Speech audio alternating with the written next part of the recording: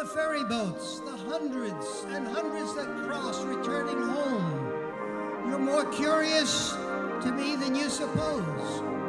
And you that shall cross from shore to shore years hence are more to me and more to my meditations than you might suppose.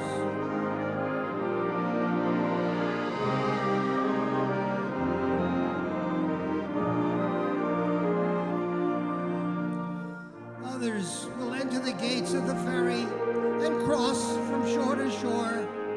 Others will watch the run of the flood tide. Others will see the shipping of Manhattan, north and west, and the heights of Brooklyn to the south and east. Others will see the islands, large and small. 50 years hence, others will see them as they cross, the sun half an hour high. 100 years hence, or ever so many 100 years hence, others will see them, will enjoy the sunset, the pouring in of the flood tide, the falling back to the sea of the ebb tide. Just as you feel when you look on the river and sky, so I felt.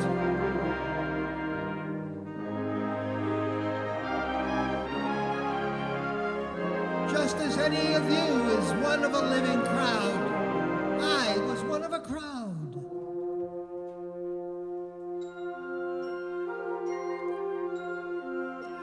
Just as you were refreshed by the gladness of the river and the bright flow, I was refreshed. Just as you stand and lean on the rail, yet hurry with the swift current, I stood, yet was hurried.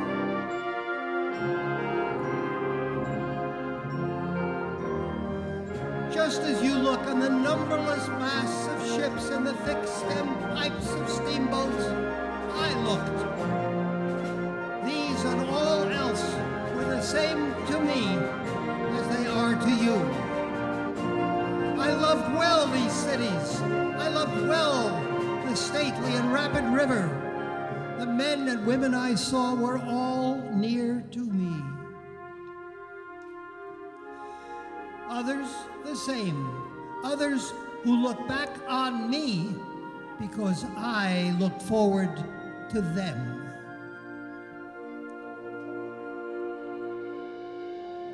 What is it then between us? What is the count of the scores or hundreds of years between us? Whatever it is, it avails not. Distance avails not, and place avails not.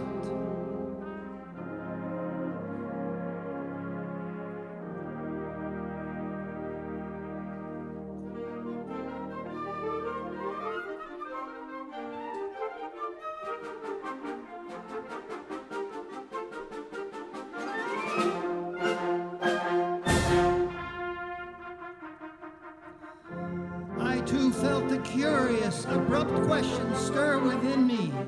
In the day, among crowds of people, sometime it came upon me.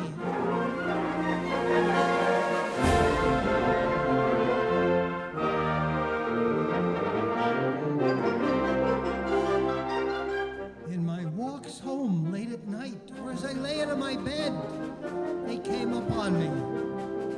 I too had been struck from the float, forever held in solution. I too had received identity by my body. That I knew was of my body. And what I should be, I knew should be of my body.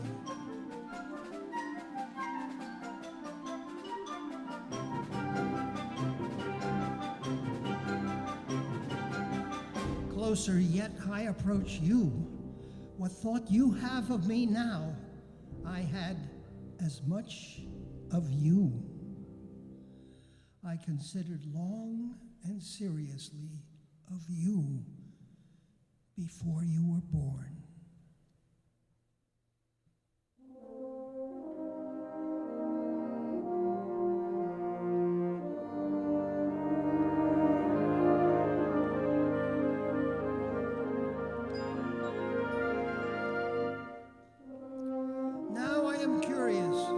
What sight can ever be more stately and admirable to me than my mast-hemmed Manhattan?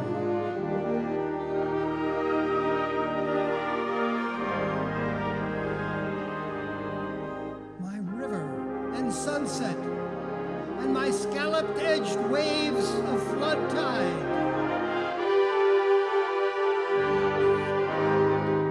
The seagulls oscillating their bodies, the hayboat in the twilight.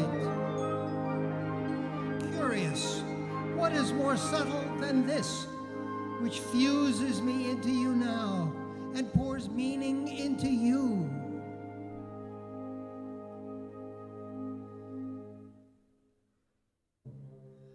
Thrive, cities, bring your freight, bring your shows, ample and sufficient rivers.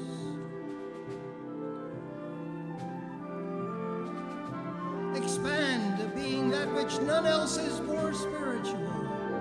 Keep your places, objects, than which none else is more lasting.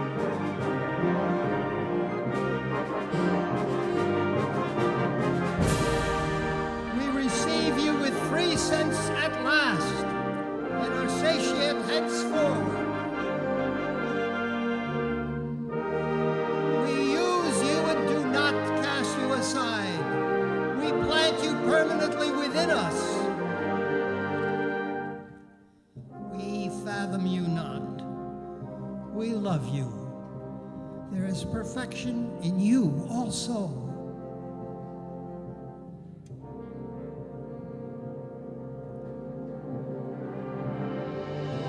You furnish your parts toward eternity.